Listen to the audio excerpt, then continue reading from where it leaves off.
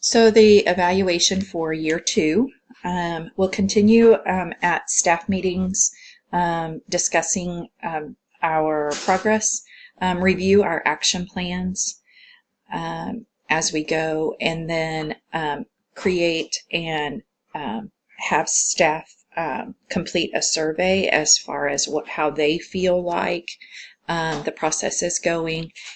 Make sure that we are giving them adequate training and information.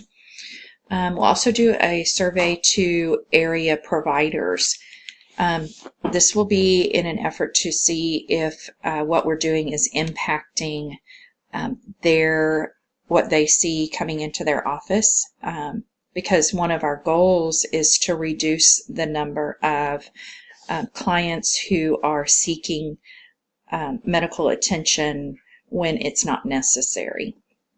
So we'll see how that is impacting our community by checking with our providers, maybe definitely our hospital ER, and then our walk-in clinics, and then just some of the area providers and clinics in the county.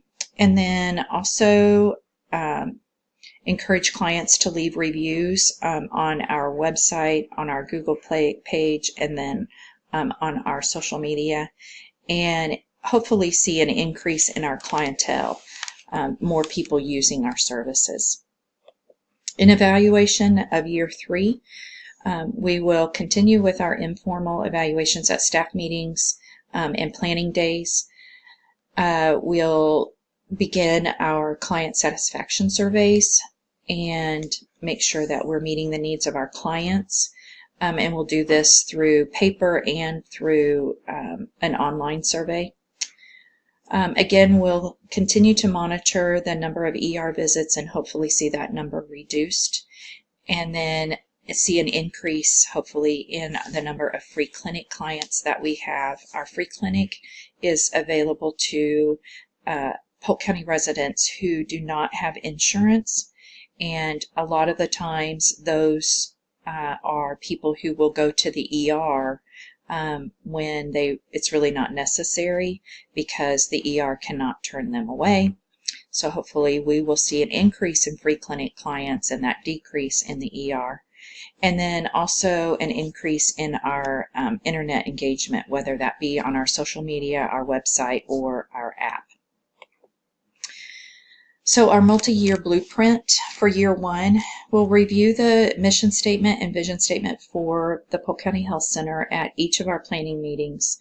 We'll train our staff at staff meetings, and we also have planning days, so we'll utilize that time to train our staff and inform them of what's going on in regards to technology. We'll evaluate and upgrade after we've assessed and our state standards, any standards that we need to make sure that we're meeting, and after we've reviewed similar systems. Again, that's part of that research that we'll be doing in year 1. In year 2, we'll continue to review our mission and vision statements, and we'll provide the professional development that's necessary to implement the electronic record system, and we will we'll have our supervisors attend train-the-trainer sessions, and then provide training on planning days and at staff meetings as needed. And then we'll assess our current systems and their effect on our overall community health. So we'll begin that assessment process as we go. And then in year 3, I think we should review and revise our mission and vision statement if that's necessary, make those revisions to make sure that it is in keeping with the new, possibly new needs and new gaps that we see. Once this particular gap has been filled, it's kind of like oftentimes once you fix one problem, then you start to see other problems. So there may be a need for revision of that mission and vision statement. Continue to train our staff as staff is needed, or there might be some turnover, things like that. So we'll need to continue to provide training, and then also I'm anticipating that the systems will need to be updated periodically, and that might require additional training as well. We'll continually need to reevaluate the systems, the hardware, the software. So I think after we implement it, it'd be good to reevaluate at 6 months, at a year, and then again at 18 months and 2 years. And then after that initial evaluations are completed, reevaluating the systems at least annually.